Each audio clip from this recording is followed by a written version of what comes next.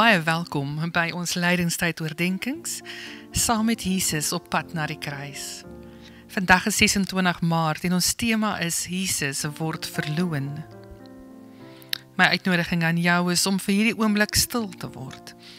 Haal 'n paar keer sommer lekker diep asem, inasem deur jou neus en blaas uit deur jou mond.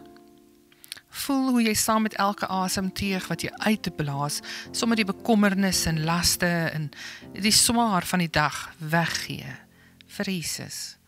En hoe jy liefde, genade en vrede inasem. Haal rustig en lekker diep asem. Ons blaas vandag die 3de kers van die 7 lydingstydkerse dood. En ons onthou die pad van lyding wat Jesus geloop het. En dat hy ook saam met my, saam met ons, in ons lyding is, dat hy met ons kan identifiseer, waardeur ons ook al gaan. Ons bid saam.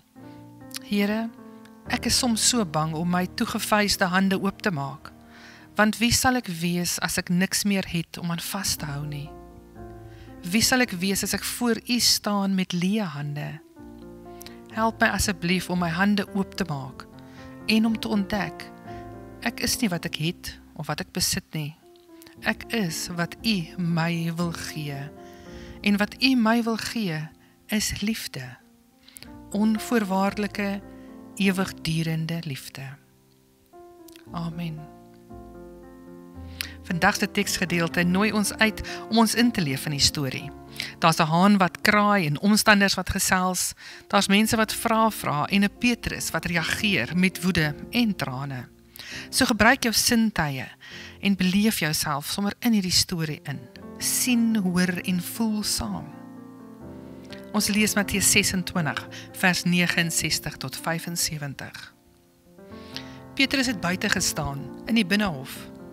'n sekere diensmeisie het na hom gekom en gesê: "Jy was ook saam met Jesus die Galileër." Hy het dit egter voor almal ontken: "Ek weet nie waarvan jy praat nie." 'n ander diensmeisie het op na die poort sien loop en sê toe vir die mense daar: "Hierdie man was ook saam met Jesus die Nasareëner." Weer het hy dit ontken met 'n eed: "Ek ken die man nie." Na 'n rukkie het die omstanders nader gekom en vir Petrus gesê: "Jy is beslis ook een van hulle, trouwens jou uitspraak verklap jou." Daarop begin hy vloek en sweer: "Ek ken die man nie." Onmiddellik het 'n haan gekraai. Toe het Petrus die woorde onthou wat Jesus gesê het: "Voordat 'n haan kraai, sal jy my 3 maal verloon." En hy het na buite gegaan en bitterlik begin huil. Wat van die storie staan vandag vir jou uit? Waar sien jy jouself in die storie?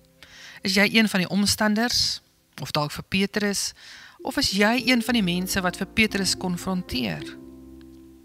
Hoe dink jy het Petrus gevoel in hierdie verhaal? Dink en gesels 'n bietjie hieroor en druk gerus die pausknoppie vir 'n rukkie. Sosiale druk maak soms dat mense, en dat jy jouself, jou waardes, dit waarin jy glo, of selfs iemand wat jy ken, verloon. Dat jy ontken dat jy hulle ken, dat jy as te ware ontrou is aan iemand. As jy saam met sekere groepe is, dan verander jy jou waardes en jou belydenis. Dat jy sê jy's nie kind van God nie. Dis amper asof jy dit vir 'n rukkie op ys sit. By die skool, in die werk en in die wêreld waarin ons leef, raak dit al hoe moeiliker om te hou by ons waardes en ons belydenis dat ons kind van God is en dat ons vir Jesus ken en saam met hom ons lewenspad loop.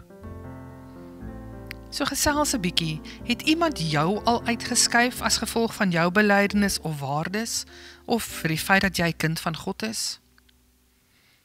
Of het jy dalk al jou belydenis verander, net so dat jy nie uitgeskuif of uitgesluit word uit 'n groep nie? Of dalk is jy die een wat die groepsdruk toegepas het en iemand anders uitgeskuif het? Hoe voel dit om uitgesluit, uitgeskuif te word? En dan ook, waar was God in daardie situasie? Dink gesels 'n bietjie hieroor en druk gerus die pausknoppie vir 'n rukkie.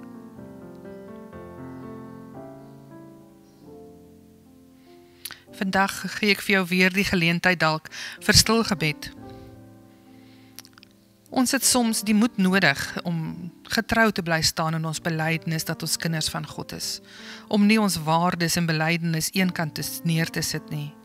So die uitnodiging vandag is dat jy vir God sal vra, wat is dit wat jy nodig het, om te kan leef, voluit te kan leef vir hom, in alle situasies, by die skool, by die werk, en enige plek waar jy beweeg. So bid en praat met God, vra vir hom wat jy nodig het in hierdie week om jou getuienis en belydenis dat jy kind van God is, te kan gaan leef. Vandag wil ek julle vra om julle oë oop te hou as julle buite beweeg in die tuin of in die veld dalk, iewers in die wingerd selfs, en te kyk of julle vere sien rond lê. Bring hulle gerus huis toe en kom sit hulle by julle kerse neer.